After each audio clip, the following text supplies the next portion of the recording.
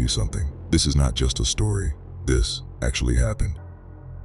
About 30 minutes later, an old spiritual man arrived. The moment he stepped into the room, he stopped, right at the door. Slowly, he reached into his pocket, pulled something out, and stared directly at Mark. The second Mark saw him, he made a strange, hissing sound. The man looked at us and said, "Do you know what a Qareen is?"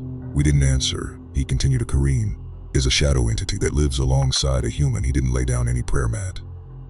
Instead, he opened his bag. Inside, papers filled with Arabic verses and a small bottle of water. Then he said, "Hold him." We grabbed Ryan tightly. The moment the man started reciting, Mark's body began to shake violently.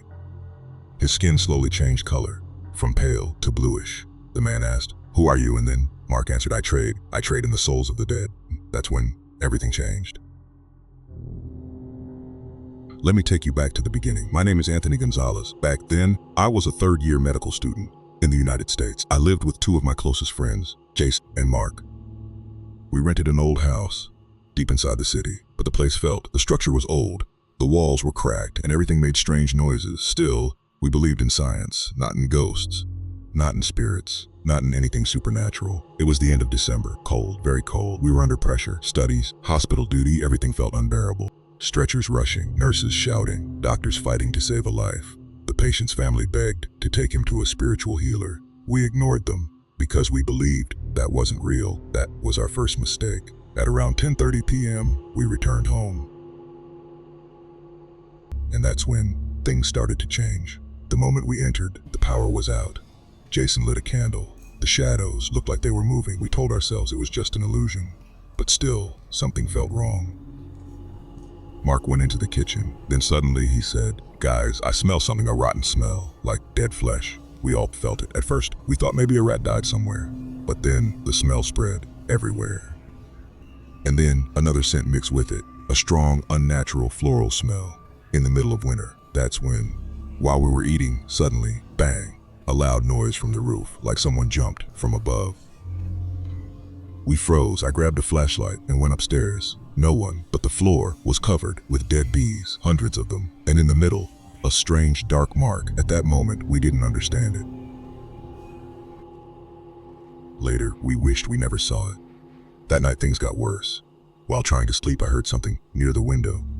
I looked outside and saw a tall, unnatural figure standing in the darkness. Its eyes were glowing. Before I could react, bang, bang, bang, the door started shaking. Something was hitting it hard. We didn't move. We couldn't. The next day, Mark changed. He became quiet. His face looked different. At night, he whispered like he was talking to someone, but no one was there when we asked him. He remembered nothing. Then came the night we will never forget. Mark suddenly started laughing. But it wasn't normal. It was twisted, disturbing. His eyes turned red. He looked at us and attacked. We somehow managed to tie him down. But his strength was not human. That's when we called the man. Back to where we started, the old man reciting, Mark shaking, screaming, his body changing color. The room felt heavy, like something else was there. The man threw water on him, and then something unbelievable happened. Smoke-like vapor started rising from Mark's body. He screamed, "Let me go," again. For 2 hours this continued. Scream, shaking, chaos, fear. And then suddenly, silence. Mark collapsed. Everything stopped. The man looked at us and said a powerful entity was attached to him. The next morning, we left that house. Forever, Ryan recovered, but he was never the same again. He became quiet, empty, like something was taken from him. And even today, that December night still follows me. In my dreams in the dark, and sometimes I can feel it right behind me, breathing. If you enjoyed this scary story, make sure to subscribe to the channel and stay tuned for more. Let me know in the comments how you felt about this story. Don't forget to like the video and share it with your friends who love horror stories. Thank you for watching.